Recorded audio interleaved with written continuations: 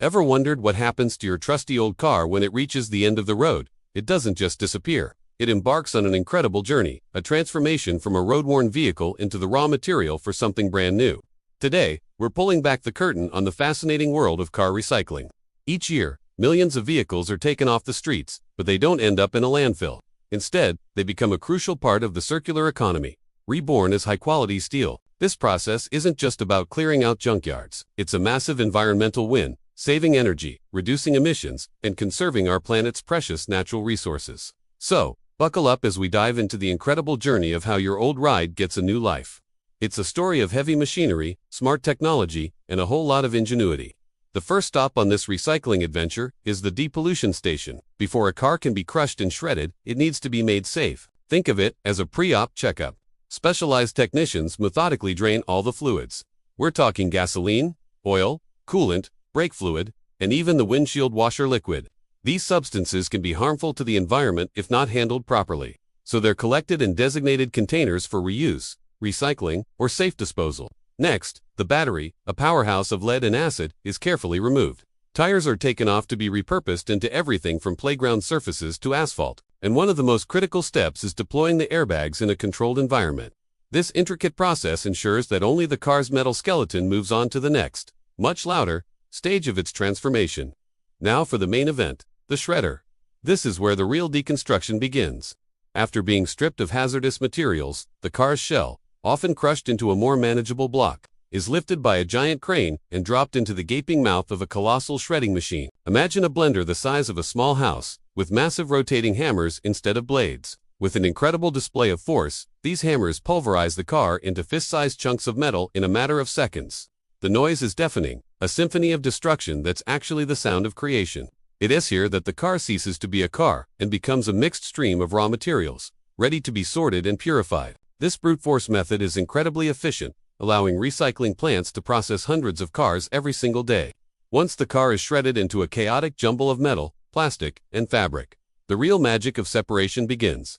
The shredded material travels along a series of conveyor belts, entering a sorting facility that looks like something out of a science fiction movie. The first and most powerful tool is a giant magnet. As the stream of material passes underneath, all the ferrous metals, that's anything containing iron, like the steel from the car's body and engine, are instantly pulled up and separated. This is the bulk of the car's weight and the most valuable component for recycling. What's left behind is a mix of non-ferrous metals like aluminum and copper, along with plastics, glass, and fabrics, collectively known as auto shredder residue. This initial magnetic separation is a crucial step, ensuring the steel is as pure as possible for its next life. But what about the non-magnetic materials? They don't go to waste. The remaining mix of materials continues its journey through an even more advanced sorting system. This is where eddy current separators come into play.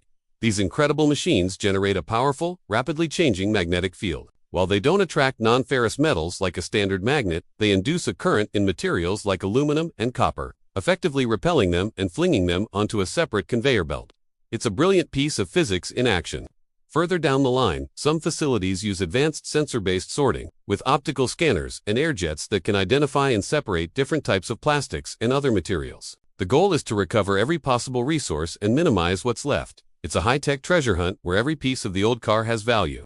The separated steel, now in a relatively pure form, is gathered into enormous piles. It looks like a mountain range made of metallic scraps.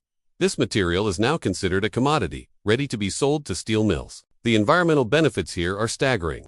Creating steel from recycled scrap, or scrap steel, uses about 75% less energy than making it from raw iron ore. It also saves a massive amount of water and drastically cuts down on CO2 emissions. For every ton of steel recycled, we conserve about 2,500 pounds of iron ore, 1,400 pounds of coal, and 120 pounds of limestone. When you multiply that by the millions of cars recycled each year, the positive impact on our planet is immense. These mountains of scrap aren't just junk, they're a testament to a smarter, more sustainable way of manufacturing. The final chapter in our car's journey takes place at a steel mill. The piles of scrap steel are transported and loaded into a giant vessel called an electric arc furnace. Inside, massive graphite electrodes are lowered towards the scrap. An enormous electric current is passed through them, creating an arc of electricity with temperatures soaring to over 3,000 degrees Fahrenheit, hotter than lava. The intense heat melts the scrap steel in a spectacular display of light and power, turning the solid metal into a glowing, molten liquid. During this process, alloys can be added and impurities are skimmed off the top as slag, refining the liquid metal to exact specifications. The molten steel is then poured, or cast, into new shapes like slabs, billets, or beams. And just like that, the cycle is complete.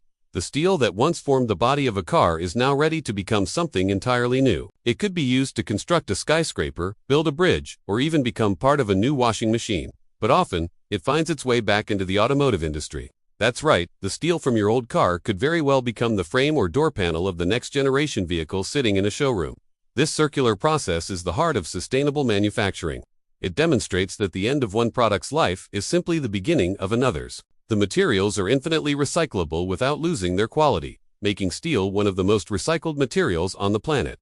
So, the next time you see a tow truck hauling away an old beat-up car, you'll know it's not heading to its final resting place. It's starting a new adventure. It's a journey from a personal vehicle filled with memories of road trips and daily commutes to a depollution bay, into the jaws of a shredder through a maze of high-tech separators and into the fiery heart of a furnace. It's a process that saves energy, protects our environment, and fuels our economy. The humble and Dove-Life vehicle is a hidden hero in the world of recycling, a powerful symbol of how we can turn waste into resource and build a more sustainable future, one car at a time. It's a reminder that even when the engine stops running, the journey isn't truly over. Thank you so much for joining us on this incredible journey through the world of car recycling. It's a process that's happening all around us, turning the old into new every single day.